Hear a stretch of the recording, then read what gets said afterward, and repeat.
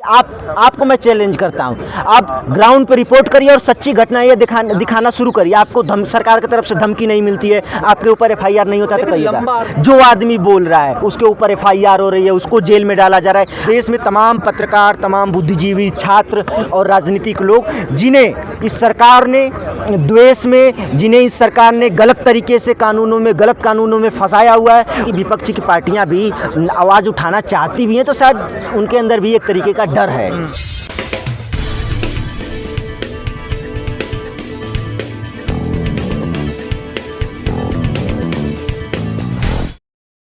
जो लोग जनता के पक्ष में लिखते रहे हैं, जैसे कि कोई पत्रकार है, कहीं पे कोई घटना होती है उसका सही सही रिपोर्टिंग कर देता है मीडिया में, तो उसको आपने जेल में डाल दिया।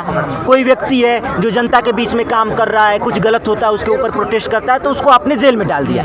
और जेल में डालने के बाद ये लोग उनके साथ ना जाने क्या ऐसा करते हैं कि अच्छा खासा भला स्वस्थ आदमी भी बीमार हो जाता है, उसका हार्ट फेल होने लगता है, उसको तमाम बीमारियाँ घेर लेती हैं। तो हम लोग आज यहाँ पे यही कहने आए हैं कि तमाम देश में तमाम पत्रकार, तमाम बुद्धिजीवी, छात्र और राजनीतिक लोग जिन्हें इस सरकार ने द्वेष में, जिन्हें इस सरकार ने गलत तरीके से गलत कानूनों में फंसाया हुआ है, उन्हें तुरंत रिहा किया जाए, यही हम लोग मांग करने के लिए यहाँ पे आए। लेकिन ये लोग हाथरस वाले मामले में गए थे, क्या विपक्ष की पार्टियां क्यों नहीं इस पर आवाज़ उठा रही हैं? तब तो जा रही थी। देखिए, मुझे लगता है कि विपक्षी की पार्टियां भी आवाज़ उठाना चाहती भी हैं तो शायद उनके अंदर भी एक तरीके का डर है। जिस तरीके से आप देखे होंगे, आप देखिए महाराष्ट्र में शिवसेना की सरकार भी गिराई बीजेपी की सरकार ने, और उसके नेता संजय राउत को अभी भी जेल में डाला हुआ है। सोनिया गांधी के यहाँ ईडी के छापे पड़ रहे हैं। तो जो तमाम विपक्ष के भी नेता हैं, अगर वो बोलते हैं तो उनके ऊपर ईडी के छापे, तमाम तरीके की कार्रवाइयाँ हो रही हैं। तो मुझे लगता है कि वो लोग बोलना चाहते भी होंगे तो शायद एक डर में नहीं बोल पा रहे हैं। लेकिन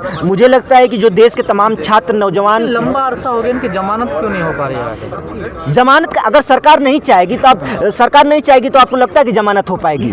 और यूएपीए जैसा जो कानून है, यूएपीए के कानून को अगर आप पढ़ेंगे तो उसमें है कि बिना किसी सबूत के, बिना किसी गुनाह के आपको गिरफ्तार किया जा सकता है, और उसमें 6-6 महीने करके उनका एक्सटेंशन होता रहता है। तो पेशी ही नहीं होती है कोर्ट में, चार्जशीट ही नहीं दाखिल हो रहा है तो लोग जेलों में पड़े हुए हैं। तो रिहाई उनकी कहाँ से होगी? कानून ध्यान नहीं दे रहा है। देखिए, यूएपीए, एनएसए, इस तरीके के जो कानून है, एक कानून ही अगर आप देखेंगे तो अपने आप में इतने तानाशाही वाले कानून है कि आप बिना कोई गुनाह किए हुए जेल में चले जाएंगे। तो एक कानून है ही नहीं। इनको कानून का मतलब होता है कि अगर आपने गुनाह किया है तो गुनाह के अनुपात में आपको सजा होगी।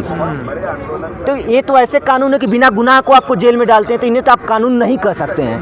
कानून आवाज़ उठाना भी अपराध हो गया है भाई। एक तो कहने की बात ही नहीं है कि आवाज़ उठाना अपराध हो गया। इस देश में शायद पिछले कितने सालों से ऐसा हो गया है कि जो आदमी बोल रहा है उसके ऊपर एफआईआर हो रही है, उसको जेल में डाला जा रहा है। आप एक घटना साथी भी याद दिला रहे थे कि सोनभद्र में एक पत्रकार ने क्या किया कि स्कूल मिड डे मील में नमक और चावल दिया जा रहा था, उसने मीडिया में रिपोर्ट कर दिया और उसके ऊपर यूपी की सरकार ने केस कर दिया। तो आप खुद सोचिए, आपको मैं चैलेंज करता हूं, आप ग्राउंड पे रिपोर्ट करिए और सच्ची घटना ये दिखाना शुरू करिए। आपको सरकार की तरफ से धमकी नहीं मिलती है, आपके ऊपर एफआईआर नहीं होता तो कहिएगा। लंबा अरसा हो गया, आप लोगों को लेट नहीं हो गया थोड़ा आवाज़ उठाने? भाई, हम लोग जिस दिन उनकी गिरफ्तारी हुई थी तब से हम लोग आवाज़ उठा रहे हैं। अगर आवाज़ हमारी नहीं सुनी जा रही है, इस देश के कोर्ट, इस देश के सरकार और इस देश के लोकतंत्र कहे जाने वाले जितने भी संस्थान हैं शायद बहरे हो गए हैं। हमारी इसमें गलती नहीं है भाई। हम तो उनसे कहे नहीं थे कि हमें इन्हें उठा के ले जाइए। हम तो जब से उन्हें गिरफ्तार किया गया तब से हम लोग विरोध कर रहे हैं। हमारे भाई हैं, हमारी बहन है, हमारे बंधु हैं, जिन लोगों को गिरफ्तार किया गया है वो तो हमारे लोग हैं ना, हमारे परिवारों के सदस्य हैं। लोग अतीकुर रहमान सिद्दीकी हैं, तमाम लोग हैं, उनके लिए क्यों नहीं, अतीकुर रहमान के लिए ही क्यों आवाज़ उठा रहे हैं? देखिए, अभी 10 दिन पहले भी यहाँ पे प्रोटेस्ट हुआ था कि जितने भी राजनीतिक बंदी हैं, चाहे भीमा कोरेगांव वाले केस में रहे हों, चाहे सीए एनआरसी वाले केस में रहे हों, और भी तमाम केस जो प्रोटेस्ट के उसमें जिनको गिरफ्तार किया गया है उनको रिहा किया जाए। अतीकुर रहमान पे आज इसलिए स्पेशल तौर पे हो रहा है क्योंकि उनकी तबीयत बहुत ज़्यादा ख़राब है। उनके हार्ट में प्रॉब्लम है, उनकी तबीयत इतनी ज़्यादा ख़राब है कि अगर उनको सही से इलाज नहीं मिलता है तो शायद उनका क्या होगा कोई नहीं जानता है। तो हम लोग यही आज उनके उनके लिए स्पेशल तौर पे यहाँ पे आए हुए हैं कि उनको रिहा किया जाए, उनको अच्छे से एम्स में इलाज करवाया जाए ताकि उनकी तबीयत सही हो सके। उसके बाद कोर्ट उस पर सुनवाई करे, जल्द से जल्द उनके मामले पे सुनवाई करे और सही सुनवाई करके उन्हें बेगुनाह बाइज्जत बरी किया जाए। ये हमारी मांग है।